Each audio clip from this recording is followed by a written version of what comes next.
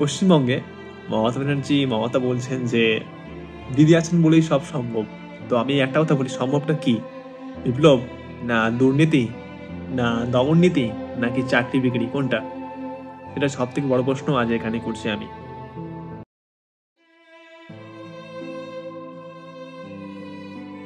তা হচ্ছে যে freedom is not given, it's taken.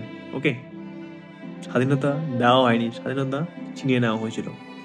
আর এখানে পশ্চিমবঙ্গে মমতা ব্যানার্জি বলছেন যে দিদি আছেন বলেই সব সম্ভব। তো আমি একটা কথা বলি, সম্ভবটা কি? বিপ্লব, না দুর্নীতি, না দমন নীতি, নাকি চাকরি বিক্রি, কোনটা? এটা সব থেকে বড় প্রশ্ন আজ এখানে করছি আমি। যে তিনি সবসময় বলেন যে দিদি আছে বলে সম্ভব, তো সম্ভবটা কি? এখানকার কি উন্নতি হয়েছে? চাকরি, না দুর্নীতি, না কি? কিছুই নয়, আরো কিছু কথা আছে। তো আমি সেখানকার দিনে কথা বলছি। তো আমার যে নিজস্ব একটি একটি ভিডিও আসতে রয়েছে, নেতাজি সুভাষচন্দ্র বোস বানাম মমতা ব্যানার্জি, সেটা ডকুমেন্টারি ভিডিও হবে একটি। তো খুব তাড়াতাড়ি হবে, ঠিক আছে? তো চ্যানেলটা অবশ্যই সাবস্ক্রাইব করে রাখবেন। তো এই জন্য আমি কিছু কথা বলছি আপনাদেরকে। ওকে, নেতাজি সুভাষচন্দ্র বোস বলেছিলেন একটা টাইম যে give me 22 years, I was build a new India. তিনি এখানে শুধু পশ্চিমবঙ্গের কথা বলেননি, তিনি বলেছেন পুরো ভারতের। ওকে, তিনি চেয়েছিলেন পুরো ভারতকে ভালো করে গড়তে।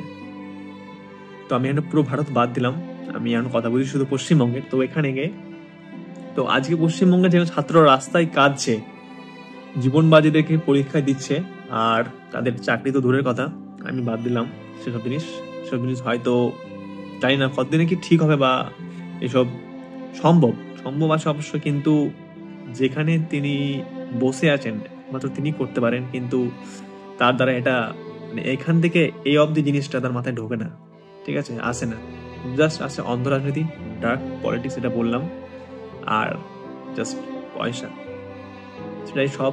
সেটাতে চাইলেই তিনি যা খুশি করবেন, ডকুমেন্ট নষ্ট করবেন, তছনছ করবেন ইত্যাদি। তো আর এখানে কিছু বড় কথা বলি আমি। মমতা সরকারের অধীনে এসএসসি, টেট, পিএসসি, যেখানে তালিকা মানেই টাকা, অভিযোগ মানেই গ্রেপ্তার। এটা একটা ব্যাপার বলে দিই আপনাদের আমি, যে এই মমতার সরকারের অধীনে এসএসসি, টেট, পিএসসি যেগুলো আছে, সেগুলো সবকিছুতেই তালিকা মানেই তো টাকা, বুঝতে পারছেন? টাকা দিলেই চাকরি এখানে। তো এই জন্য আজ এই অবস্থা। আর একটা কথা এখানে হচ্ছে যে আপনি যদি অভিযোগ করতে চান কিছুর বিরুদ্ধে, বা আপনি কিছু বলছেন, এই যে আমি বলছি কথাগুলো, হয়তো আগামী দিনে হয়তো আমার নামে হয়তো একটা কমপ্লেন থানাতে চলে যেতে পারে, বা আমাকে পুলিশ নিয়ে যেতে পারে, ঠিক আছে?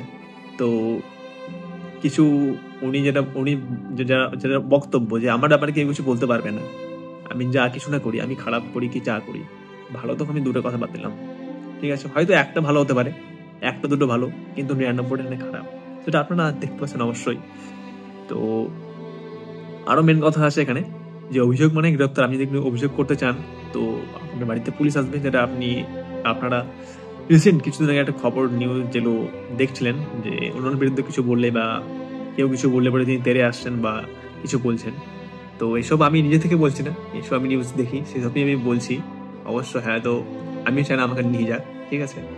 তো কিছুক্ষণ আরও আছে, যেমন হচ্ছে কারাপশন ভার্সেস স্যাক্রিফাইস। ওকে, তো এটা একটা স্ক্রিপ্ট লাইন এখানে আমার ডকুমেন্টারিতে। তো আমি এখানে কিছু লিখেছি, নেতাজি নিজের সবকিছু ত্যাগ করে লড়েছিলেন। তিনি পারতেন বিলাসবহুল জীবন বেছে নিতে, কিন্তু সে নিতে পারেননি। এই ব্যাপারটা বুঝতে পেরেছেন? তিনি ভারতের জন্য একমাত্র লড়েছিলেন, ভারত স্বাধীন করার জন্য। তিনি পারতেন তো একটা ভালো জীবন, যেমন উদাহরণ আমি বলছি অভিষেক ব্যানার্জি, এর থেকে আমি বেশি উদাহরণ দিতে পারবো না আমি আর, ঠিক আছে? অভিষেক ব্যানার্জি, ওকে, বিলাসবহুল জীবন বেছে নিতে পারতেন, বাট তিনি বেছে নেননি, নেতাজি সুভাষচন্দ্র বোস। ওকে, আর এখানে কিছু আছে যে আজ যারা জনগণের সেবা করতে এসেছে, তারা ফ্ল্যাট, গাড়ি ও কোটি টাকার ক্যাশে মোহিত। উদাহরণ যদি আমি দিই একটা, তারা এখন জেলে আছেন, তিহার জেল না, হ্যাঁ ওখানে আছেন হয়তো, ঠিক আছে? টপিক বাদ দিলাম, নাম বলছি আমি, পার্থ চট্টোপাধ্যায় ও অর্পিতা মুখোপাধ্যায়। তো আপনারা অবশ্যই জানেন তাদের হিস্ট্রি। তো এর থেকে বড় কেলেঙ্কারি হয়েছে রিসেন্ট, যেটা হচ্ছে এসএসসি কেলেঙ্কারি। ভিডিওটা আপনারা দেখতে পারেন, আমি এই নিয়ে একটা ভিডিও বানিয়েছি, শুধু এসব ভিডিও আরও আসবে, ঠিক আছে? এমন নয় যে আমি সব শুধু ভিডিও আপলোড করবো, অনেক ধরনের আমার এই চ্যানেলে ভিডিও পাবেন, ঠিক আছে?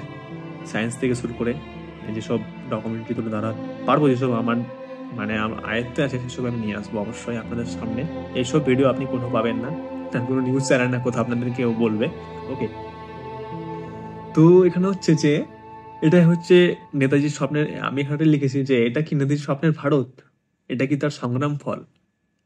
হ্যাঁ, এটার মানে হচ্ছে যে নেতাজি সুভাষচন্দ্র বোস যেটা তিনি করে গেছিলেন, তিনি কি এই জন্য করে গেছিলেন যে আজকে যে 26,000 ছাত্রদের যে চাকরি হারা, ঠিক আছে, তারপরে প্রতিটা মানে এইসব মহিলাদের উপর নির্যাতন যা হচ্ছে। হ্যাঁ, এখানে একটা বড় প্রশ্ন তুলে আসে যে তিনি একজন মহিলা মুখ্যমন্ত্রী হয়ে তিনি মহিলাদের উপর যেসব অত্যাচার তিনি দেখে গেছেন, সেটা হয়তো অন্য রাজ্যে হলে জানি না কি হতো, বাট আমি একটা সামান্য উদাহরণ দিচ্ছি, মুর্শিদাবাদ ভায়োলেন্স। এখনো হয়তো কিছু লোকজন এখনো হয়তো মালদা ডিস্ট্রিক্টে এসে আছে। ওকে, তাদের যে বাড়ি ঘর জ্বালানো হয়েছে, জানি না তাদের কতটা কি করা হয়েছে, সেসব আমি আর মানে রিসার্চ করা হয়নি। আমি একটা আদার্স নিউজ নিয়ে এখানে টপিক নিয়ে একটা বানাচ্ছি, তো অবশ্যই সেসব নিউজে ভিডিও আসবে ভবিষ্যতে, অবশ্যই আসবে। চ্যানেলটা সাবস্ক্রাইব রাখবেন, অবশ্যই আসবে, আপনাদের কাজে দেবে, ঠিক আছে? তো কিছু জানতে পারবেন কিছু এখানে, যেসব জিনিস মানে আপনাদের কেউ বলেনি আজ পর্যন্ত, সেসব আমি বলবো। তো এখানে আছে, আমি একটা লিখেছি এখানে ডেমোক্রেসি অ্যান্ড অ্যাকাউন্টেবিলিটি। ওকে, এটা একটা টপিক থাকবে আমার ভিডিওতে। সেখানে আমি লিখেছি কিছু যে নেতাজি বিশ্বাস করতেন গণতন্ত্রে, তার রাজনৈতিক আদর্শ ছিল যুক্তি, পরিশ্রম ও আত্মত্যাগের ভিত্তিতে। ওকে, কিন্তু আজকে গণতন্ত্র হয়েছে এই পশ্চিমবঙ্গে, যেখানে প্রশ্ন করলেই পুলিশ বাড়িতে আসে। অবশ্যই তো আপনারা সেটা দেখেছেন তো, ভোটের সময় বলুন, আদার সময় বলুন, কিছু প্রশ্ন করলে আপনার বাড়িতে পুলিশ, তাও আবার দিনের বেলা, রাত্রিবেলা আপনার বাড়িতে পুলিশ আসে। কিছু প্রশ্ন করলে পরেই আপনি চাকরি দিয়েছেন না দেননি, ঠিক আছে, লুটপাট কেন হচ্ছে, এসব প্রশ্ন করলে পরেই পুলিশ আপনার বাড়িতে আসবে। এখনকার পশ্চিমবঙ্গে এটাই হাল। আপনারা দেখে আসছেন, আগেও দেখে আসছিলেন, এখনো দেখছেন, বা হয়তো ভবিষ্যতেও দেখতে পারেন, ঠিক আছে? জানি না কি হবে, বাট ভবিষ্যৎ দেখতে তো পারেন, এর থেকে ভয়ানক জিনিস। ওকে, তো এখানে আরো কিছু আছে যে প্রতিবাদ করলে লাঠি, আওয়াজ তুললে মামলা। অবশ্যই আমরা দেখে এসছি, কিছু বললে পরেই কমপ্লেন, থানাতে যা বললাম আমার ব্যাপারে কমপ্লেন হয়ে যেতে পারে, কোনো ঠিক নেই। তো বাস আমি এসব জিনিস দেখে এসছি বলছি। ওকে, তো যেগুলো অ্যাকচুয়াল রিয়ালিটি হয়ে আসছে, এটা চোখের সামনে দেখতে পাচ্ছি, এমন নয় যে আমি নিজে থেকে বলছি বা নিউজ চ্যানেল, সবাই তো কিছু বলে না, কিছু কিছু নিউজ চ্যানেল আছে হালকা হালকা তুলে ধরেন, ঠিক আছে, তেমন যে পুরোপুরি তুলে ধরেন, ঠিক আছে, তাদের একটা ভয় থাকে, বলা যায় না কখন কি হয়ে যেতে পারে। কেননা ডিক্টেটর বলে একটা কথা আছে, এটা আমি পরে বলবো ডিক্টেটর কি জিনিস। তো পশ্চিমবঙ্গের ডিক্টেটরকে আশা করি বুঝে গেছেন। তো এখানে একটা আছে যে আমরা বলছি, একটা আমি কনক্লুশন বলছি, ঠিক আছে, আমরা যাচ্ছি কোথায় অ্যাকচুয়ালি। এখানে একটা জাতি যা নিজের অতীত ভুলে যায়, তার ভবিষ্যতে অন্ধকার। ওকে, নেতাজি যদি আজ বেঁচে থাকতেন, আমি লিখেছি, ঠিক আছে, আমি শোনাচ্ছি, নেতাজি যদি আজ বেঁচে থাকতেন, তবে পশ্চিমবঙ্গের এই অবস্থায় দেখে তিনি নিশ্চয়ই কাঁদতেন, অবশ্যই কাঁদতেন। তিনি যারা মানে সংগ্রাম করে এই ভারতবর্ষ স্বাধীন করেছিল, বিশেষ করে আমাদের বাংলার যারা ছিলেন, যারা আমাদের যে যাকে বলে নেতাজি সুভাষচন্দ্র বোস, ক্ষুদিরাম বসু, তারা সত্যি যদি বেঁচে থাকতেন বা হয়তো জানতে পারতেন জিনিসটা, তো কতটা তাদের জন্য দুঃখজনক সেটা আপনারা হয়তো কল্পনা করতে পারবেন না, একদমই পারবেন না। তো এখানে আমি একটা জিনিস লিখেছি, তিনি এই শিক্ষিত বেকারদের চোখের জল, ঠিক আছে, আমি যারা চাকরি হারিয়েছে তাদের চোখের জল, নিশ্চয়ই তিনি যুদ্ধের ডাক অবশ্যই দিতেন। তবে এবার ইংরেজদের বিরুদ্ধে নাই, ইংরেজদের বিরুদ্ধে একদমই নাই, তিনি ডাক দিতেন না। তিনি ডাক দিতেন হচ্ছে এই দুর্নীতির বিরুদ্ধে, অবিচারের বিরুদ্ধে এবং দিদি সরকারের বিরুদ্ধে।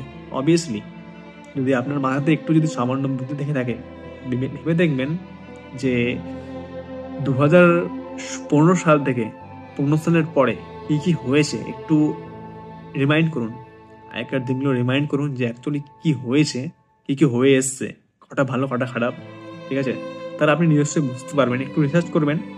আপনি যদি আর কেউ স্টুডেন্ট যদি আমার ভিডিও দেখে থাকে, আমি একদম নিজের স্টুডেন্ট, ওকে, যদি আপনার আমার ভিডিও যদি দেখে থাকেন কেউ স্টুডেন্ট বা কেউ দেখছো, তো অবশ্যই একটু রিসার্চ করবে, ঠিক আছে? সে গুগল হোক, ChatGPT হোক, যেখানে হোক একটু রিসার্চ করবে পশ্চিমবঙ্গের যে রাজনীতির ব্যাপারে। তো অবশ্যই কিছু না কিছু ওখানে দেখতে পাবে, সেটা আমি এখানে তুলে ধরলাম না। তোমরা অবশ্যই যারা হয়তো দেখছো, স্টুডেন্টকে বলছি আমি, যারা দেখছেন, তো অবশ্যই তারা দেখতে হবে এমন কিছু জিনিস যেগুলো মিডিয়াতে আসে না। সেগুলো জাস্ট কিছু তথ্য আছে, সেগুলো রিয়ালিটি না, বাকিরা সার্চ করে দেখতে পারবেন। ওকে, তো আজকে আর বেশি কিছু বলবো না আর। ওকে, চ্যানেলটা সাবস্ক্রাইব করে নিন।